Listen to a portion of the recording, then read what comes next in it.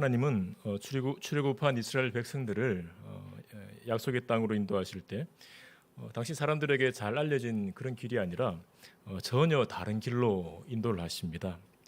당시 애굽에서 가나안 땅으로 갈 때 자주 이용되는 길은 해변에 사는 블레셋 사람들의 길이었습니다. 블레셋 사람들의 길은 애굽에서 가나안까지 대략 4에서 5일이면 갈 수 있는 그런 지름길이었습니다. 그런 짧은 길을 두고 하나님이 인도하신 길은 홍해의 광야 길이었습니다. 홍해의 광야 길은 간단하게 말해서 사막인데요. 하나님의 백성들을 블레셋 사람들의 길이 아닌 사막으로 인도하신 것은 이스라엘 백성들이 블레셋 사람들을 만나 전쟁을 하게 되면 마음이 바뀌어 애굽으로 돌아가려 할까봐 그러셨다고 합니다.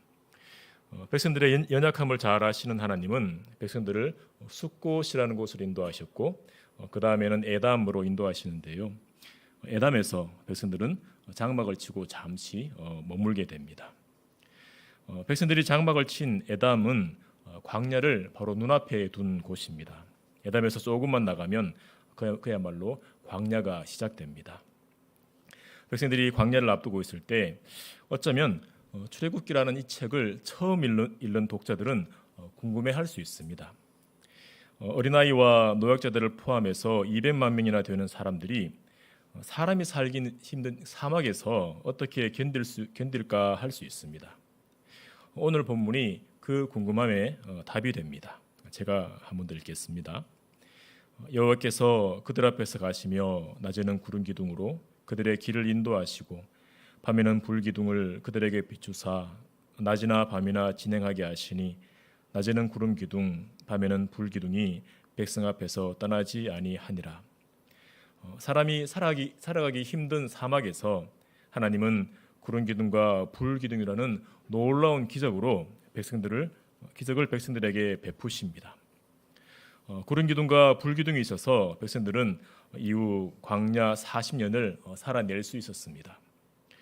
하나님께서 구름 기둥과 불 기둥으로 어떻게 역사하셨는지를 함께 살펴보겠습니다. 먼저 하나님은 백성들 앞서 행하십니다. 21절 상반절에 여호와께서 그들 앞에서 가시며 했습니다. 광야라고 할 때 모래투성이인 사막을 떠올리면 이 상황을 이해하는 데 도움이 되는데요. 그런 모래투성이인 광야는 길을 잃기가 너무 쉬운 땅입니다. 잠깐 방향을 잘못 잡으면 어디가 어딘지 분간이 되지 않는 그런 곳입니다. 그런 광야에서 길을 잃고 헤매게 되면 살아날 가능성이 아주 낮아질 만큼 광야는 험한 곳입니다. 하나님은 이스라엘 백성들을 광야로 이끄신 뒤 가고 싶은 대로 가봐라 하면서 내버려 두지 않으십니다. 백성들이 가야 할 곳을 이미 아시고 그 앞서 가십니다. 하나님이 앞서 가시는 이미지는 민수기 10장에 나오는 언약궤에서도 볼 수 있는데요.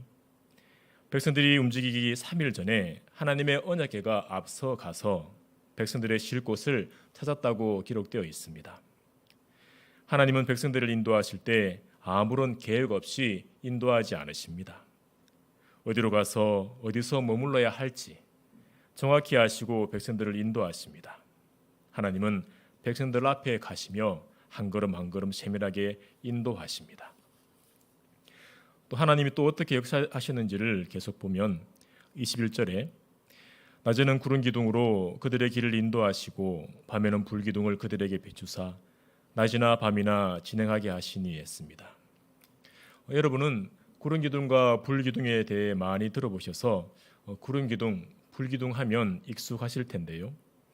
만약 호기심 많고 질문하기 좋아하는 꼬맹이가 처음으로 구름 기둥, 불 기둥 이야기를 들으면 왜 구름인가?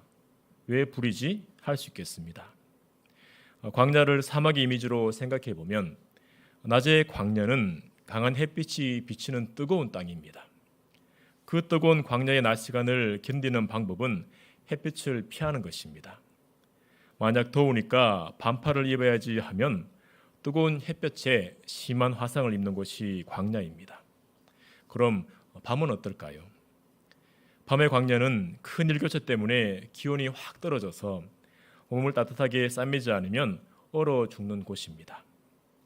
낮은 사람을 태워버릴 듯이 뜨겁고 밤은 사람을 얼게 하는 이런 광야에서 사람들이 이동하기라는 쉽지 않습니다. 백성들이 이런 열악한 광야를 지날 때 하나님은 구름 기둥과 불 기둥으로 함께 하십니다. 낮에 뜨거운 햇볕은 구름 기둥으로 가려주시고 얼어 죽을 만큼 차가운 밤은 불 기둥으로 데워 주십니다. 광야는 사람이 살아가기 힘든 곳이지만 하나님은 백성들이 광야에서 살아내도록 구름 기둥과 불 기둥으로 함께 하십니다. 그래서 낮이나 밤이나 언제든지 움직일 수 있게 하십니다. 하나님의 역사하심은 22절에 또 나옵니다. 낮에는 구름 기둥, 밤에는 불 기둥이 백성 앞에서 떠나지 아니하니라. 만약 구름 기둥과 불 기둥이 단 며칠 동안 백성을 떠나 있게 된다면 백성들은 어떻게 될까요? 지독한 더위와 추위를 피해서 힘겹게 움직였을 겁니다. 하나님은 백성들을 떠나지 않고 함께 하십니다. 백성들이 더위와 추위에 괴로워하지 않도록 지키시고 보호하십니다. 우리 성도의 인생을 광야에 비유합니다. 광야를 지나 약속의 땅 가나안을 향해 가는 이스라엘 백성들처럼 성도는 영원한 하나님 나라를 바라보며 광야와 같은 이 세상을 지나고 있는 중입니다. 성도가 이 세상을 지나갈 때 하나님은 성도들 앞에 가시며 한 걸음 한 걸음 세밀하게 인도하십니다. 뜨거운 낮과 차가운 밤과 같은 시련을 홀로 겪게 하지 않으시고 은혜로 덮으시고 보호하십니다. 구름 기둥과 불 기둥이 백성들을 떠나지 않는 것처럼 하나님은 한순간도 성도를 떠나시지 않으시고 함께 하십니다. 저와 여러분이 이런 놀라운 은혜를 받고 있다는 것을 기억하면 좋겠습니다. 우리가 하나님의 은혜를 기억할 때 또 기억했으면 하는 것이 있습니다. 오늘 본문은 하나님께서 백성들에게 어떻게 역사하시는지를 보여주는데요. 그럼 구름 기둥과 불 기둥으로 보호받는 백성들은 하나님 앞에서 어떻게 행했을까요? 백성들 앞에 구름 기둥과 불 기둥이 처음 나타났을 때 백성들은 어쩌면 반가움보다 두려움이 앞섰는지 모릅니다. 하나님이 무시무시한 10가지 재앙으로 애굽 치시는 것을 보고 들었기 때문입니다. 그리고 구름 기둥과 불 기둥을 따라 홍해 앞에 도착했을 때도 하나님의 영광을 경험하게 되는데요. 땅을 뒤흔들며 쫓아오는 바로의 병거들을 보면서 앞으로도 뒤로도 못 가는 상황에 갇혀 죽음의 공포로 떨게 됩니다. 백성들이 무서워서 부르짖는 상황에서 하나님이 어떻게 역사하셨습니까?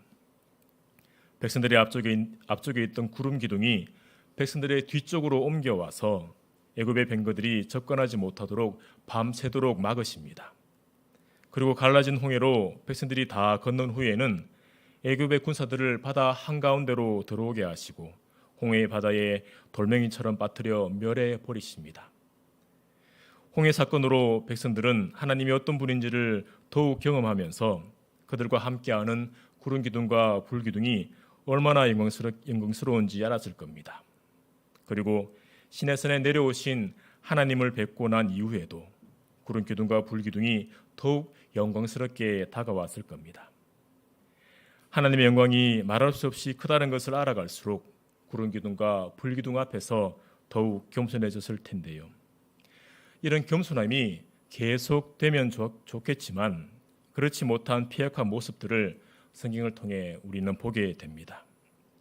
하나님께서 구름 기둥과 불 기둥으로 함께 하시고 심지어 하나님의 집 성막이 백성들의 진영 한가운데 세워져 있음에도 백성들은 하나님 경외하기를 점점 잊어가게 됩니다. 부인할 수 없는 하나님의 영광을 마주하고 있으면서도 그 마음이 무뎌지는 것이 연약한 인간의 모습인 것 같습니다. 이런 표현이 어울릴지 모르지만 매일 구름 기둥과 불 기둥을 보고 살아가다 보니 어느새 익숙해져 버린 것 같습니다. 익숙하다 보니 하나님의 영광을 자기 수준으로 생각하는 것 같습니다. 성도로 이 땅을 살아갈 때 하나님은 우리와 늘 함께 하십니다.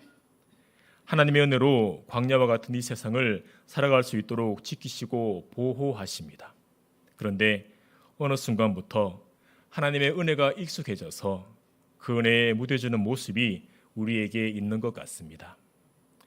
하나님의 놀라운 영광은 어제나 오늘이나 영원토록 변함이 없으신데 그 영광 앞에 벌벌 떨 수밖에 없을 만큼 하나님의 영광은 무거우신데 그 영광의 무거움은 잊어버린 채 무덤덤해지는 것이 우리의 인약함인 것 같습니다. 행여 하나님의 영광과 하나님의 은혜에 무덤덤해져 있다면 다시 한번 우리 안에 하나님을 향한 거룩한 두려움이 일어나기를 소망합니다. 여호와를 경외함이 우리 안에 다시 한번 일어나기를 소망합니다. 하나님은 우리 앞에서 가시며 낮에는 구름 기둥으로 밤에는 불 기둥으로 지키시고 보호하시며 우리를 떠나지 않으시고 함께 하십니다. 함께 하시는 하나님께 경외함과 겸손함으로 나아가 하나님의 이름에 합당한 영광을 돌리시는 우리가 되기를 소망합니다. 우리가 사는 이 시대에는 구름 기둥과 불 기둥이 보이지 않습니다. 만나가 그렇듯이 구름 기둥과 불 기둥은 40년의 광야 생활에만 허락된 기적입니다. 그럼 오늘을 사는 우리에게 구름 기둥과 불 기둥은 무엇일까요?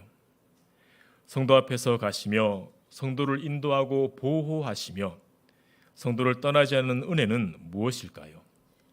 그것은 보혜사 성령님과 하나님의 진리 말씀입니다. 보혜사 성령께서 성도와 함께 하십니다. 성령께서 하나님의 진리 말씀으로 성도를 이끄시고 보호하시며 함께 하십니다. 성도에게 허락된 이 은혜, 보혜사 성령님과 하나님의 말씀이 이끄시는 대로 한 걸음씩 한 걸음씩 걸어 나가시길 바랍니다.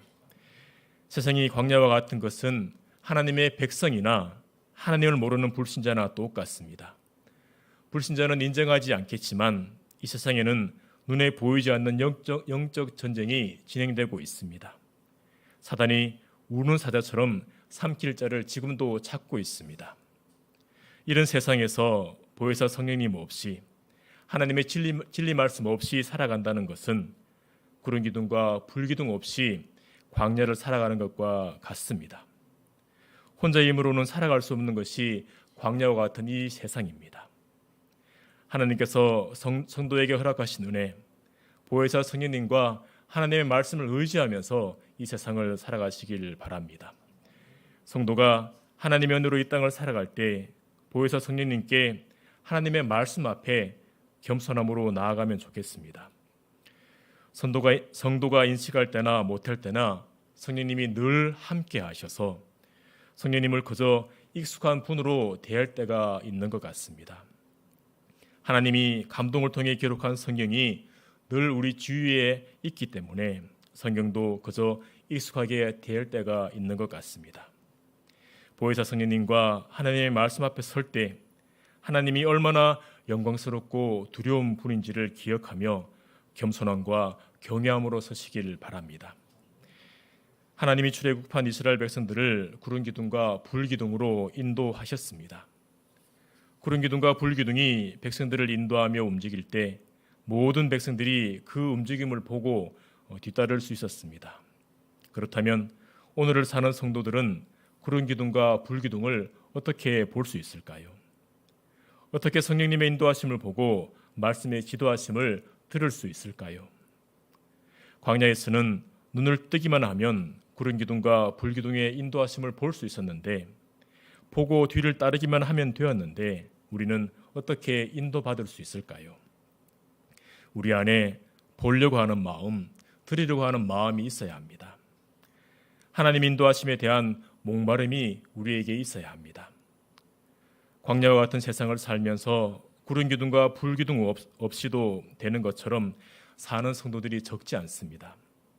자기 지혜와 자기 경험을 따르며 성령님의 인도하심과 말씀의 지도하심이 굳이 필요 없는 것처럼 사는 성도들이 적지 않습니다. 여러분은 어떠신가요? 여러분은 성령님의 인도하심이 필요하십니까? 말씀의 지도하심이 필요하십니까? 삶의 여러 문제들을 만날 때 그 문제들을 놓고 하나님께 여쭙는 모습들이 우리에게 있기를 바랍니다. 하나님께 여쭐 때 조금 투박해도 괜찮습니다. 하나님, 저를 어디로 인도하시는 중입니까? 하나님의 인도하심이 어디에 있습니까? 이렇게 친절한 아버지에게 묻듯이 그렇게 물어나가시면 좋겠습니다. 하나님은 출애굽한 이스라엘 백성들 앞에 가시며 낮에는 구름 기둥으로 밤에는 불 기둥으로 함께 하시며 보호하셨습니다. 한시도 백성들 앞에서 떠나지 않으셨습니다. 하나님은 우리에게 보혜사 성령님과 하나님의 진리 말씀을 허락하셨습니다. 매일의 삶 가운데 삶의 여러 문제들 가운데 하나님의 인도하심을 구하며 나가시길 바랍니다. 하나님 허락하신 은혜에 익숙해지지 않고 성령님과 하나님 말씀 앞에 경외함과 겸손함으로 나아가 하나님의 인도하심을 따라 광야 같은 이 세상을 승리하며 나가시는 우리 모두가 되기를 소망합니다. 이 시간 함께 기도하실 때